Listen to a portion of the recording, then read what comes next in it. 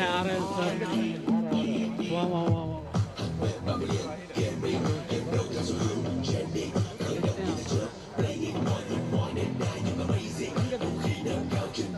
Play भी record भी।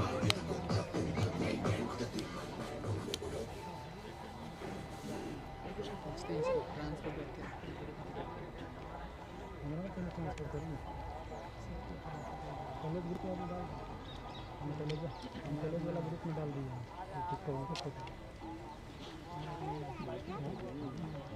Hello boss, आप लोग पीछे जाओ, आ रहा है मैंने फोटो।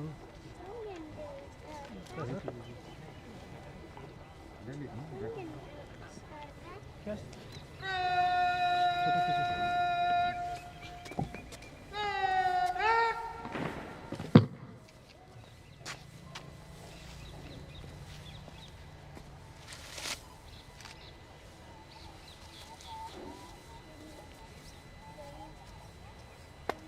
पीछे आ जाओ।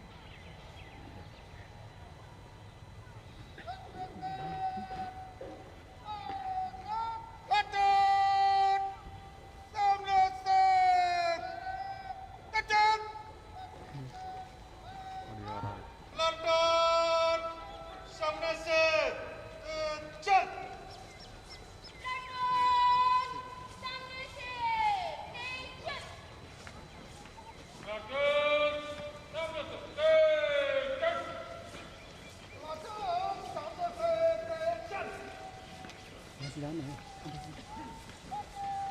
जल्दी जा वहाँ पे जाओ ना ऊपर ऊपर के ले लेना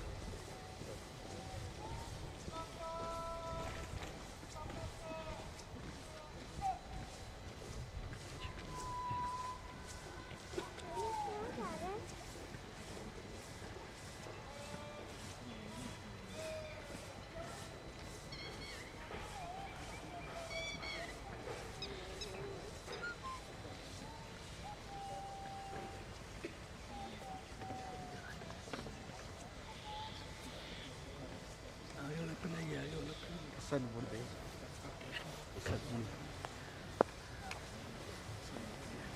Adı yok.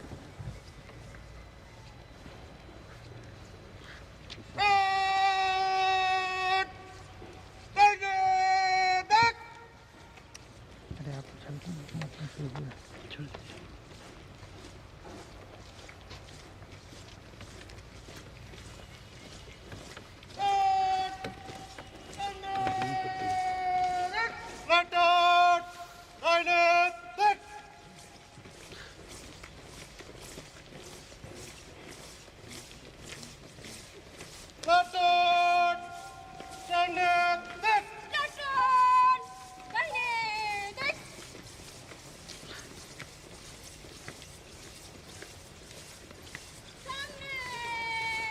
Platoon, Dynamic!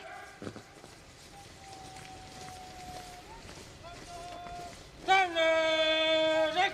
Platoon, Dynamic!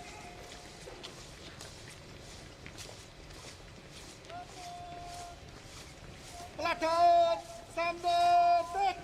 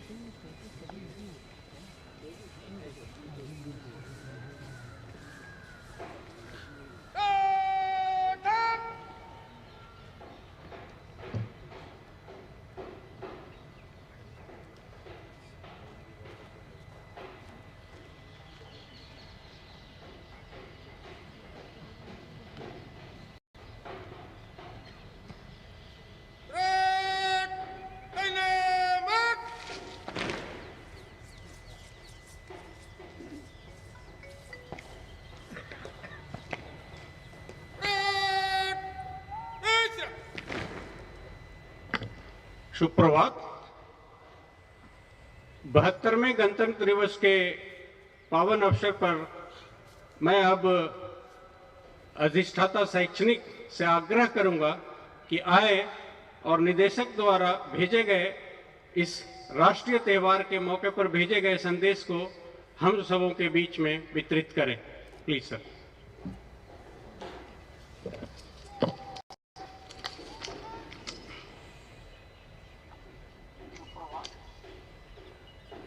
प्रिय छात्रों एवं सहकर्मियों, भारत के 72वें गणतंत्र दिवस पर आप सभी को बधाई।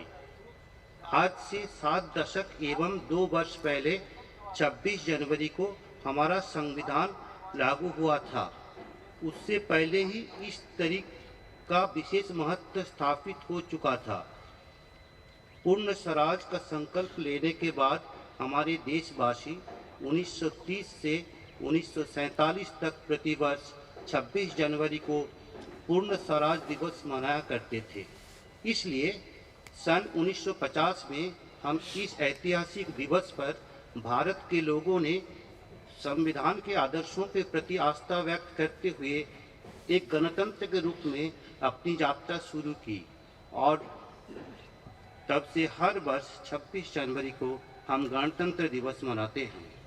आधुनिक गणराज्य के प्रशासनिक व्यवस्था के 3 अंग होते हैं: विधायिका, कार्यपालिका एवं न्यायपालिका। ये तीनों अंग स्वायत्त होते हुए भी एक दूसरे से जुड़े होते हैं और एक दूसरे पर आधारित भी होते हैं। राष्ट्रपिता महात्मा गांधी के जीवन मूल्यों को अपनाने से इस संवैधानिक आदर्शों का अनुपालन हम सभी के लिए और भी सरल हो जाता है। ऐसा करने से हम महात्मा गांधी के 151वीं जयंती को और भी सार्थक आयाम दे सकेंगे।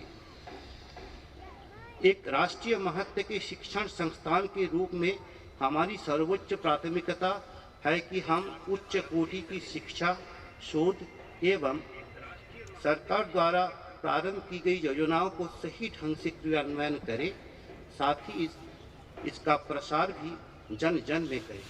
हाल ही में डॉक्टर आनंद देशपांडे अध्यक्ष अधिशासी मंडल की अध्यक्षता में निम्नलिखित 3 समितियों का गठन किया गया है, जिनका उद्देश्य इन क्षेत्रों में संभव अनुसंधान पर गहन अध्ययन करना एवं संबंधित एजेंसियों से संपर्क करना है जो इन कार्यों की वित्तीय मदद करने में इच्छुक हैं।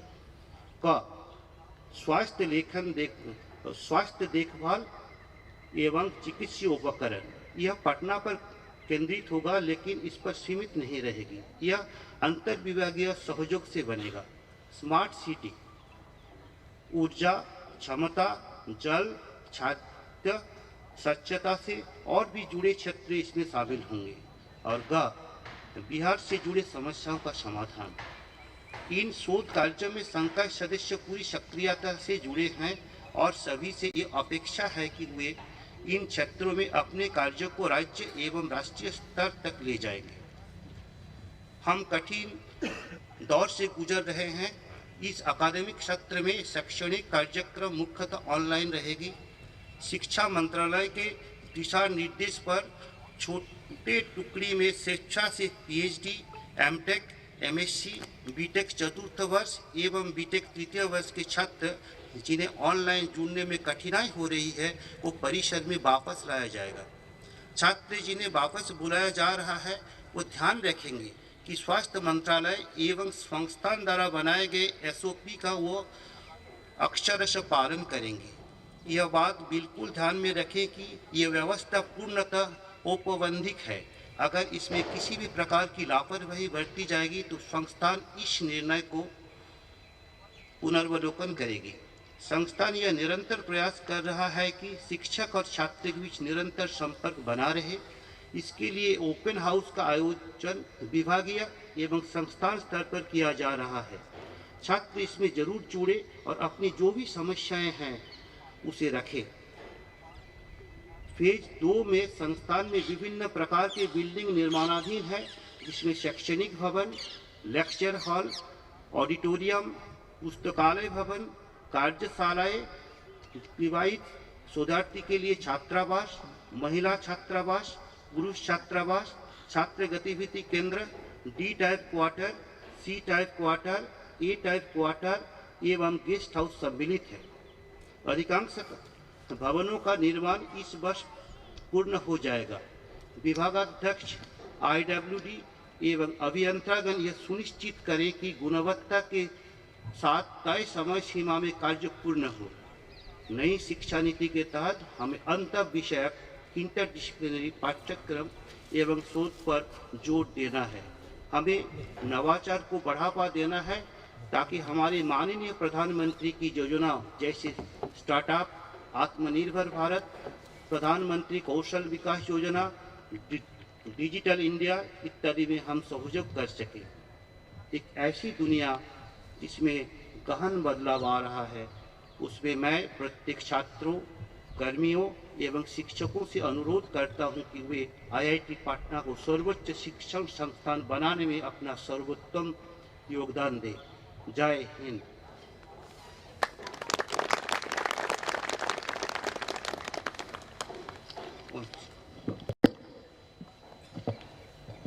अब मैं तमाम उपस्थित बंधुओं से आग्रह करूंगा कि संस्थान गान के लिए सावधान की मुद्रा में आ जाएं।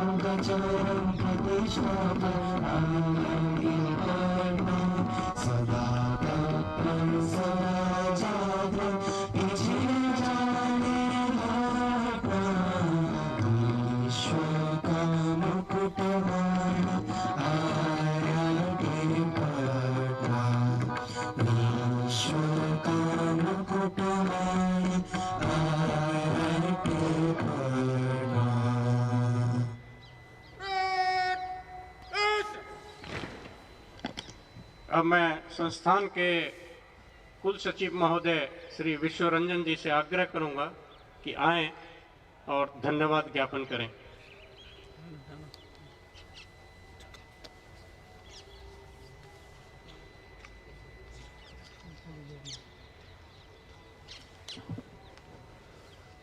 सर्वप्रथम आप सभी को 72वें गणतंत्र दिवस की हार्दिक शुभकामनाएं। कोरोना महामारी के कारण पूर्व में स्वतंत्रता दिवस तथा अब गणतंत्र दिवस के अवसर पर भी हम वर्चुअल माध्यम से शामिल हो रहे हैं। वैक्सीन आने के पश्चात स्थितियां सुधरेंगी तथा आशा है कि आगामी स्वतंत्रता दिवस पर हम सब पुनः एक जगह एकत्रित हो पाएंगे। इस अवसर पर सर्वप्रथम मैं निदेशक आईआईटी पटना का धन्यवाद करना चाहूँगा। आईआईटी बीएचयू की जिम्मेदारी के कारण व्यक्तिगत रूप से वह हमारे बीच उपस्थित नहीं हो सके, परंतु उनके प्रेरणादायी शब्द हमारा मार्गदर्शन करते रहेंगे। उनको साभार। एडीन एकेडमिक जिन्होंने आज ध्वजारोहण की जिम्मेदारी का निर्वहन किया, मैं उनको भी बहुत धन्यवाद देता हूँ। हमारे समस्त संकाय सदस्य, अधिकारी एवं कर्मचारीगण जो यहाँ पर उपस्थित हैं तथा वर्चुअल माध्यम से इस कार्यक्रम में भाग ले रहे हैं, उन सभी का भी धन्यवाद।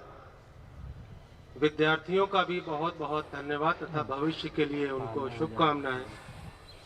हमारे सुरक्षाकर्मी, सफाई कर्मी, इलेक्ट्रीशियन इत्यादि वह सभी कर्मचारी जो प्रत्यक्ष या परोक्ष रूप से इस कार्यक्रम में उन्होंने योगदान दिया, उनका भी बहुत बहुत धन्यवाद। अंत में आज जो विभिन्न खेल प्रतियोगिताएं हमारा स्पोर्ट्स क्लब आयोजित कर रहा है, उसमें जो हमारे प्रतिभागी प्रतिस्पर्धाओं में भाग लेंगे, उनको भी बहुत बहुत शुभकामनाएं। धन्यवाद।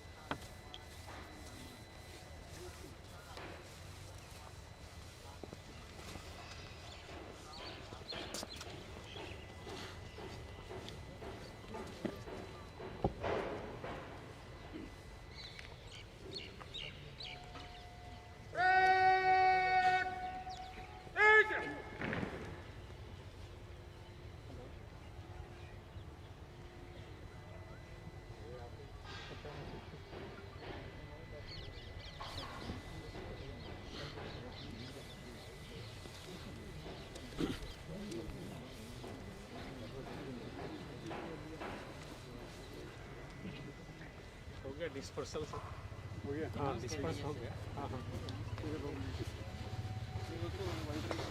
वो का कमांड होगा ना।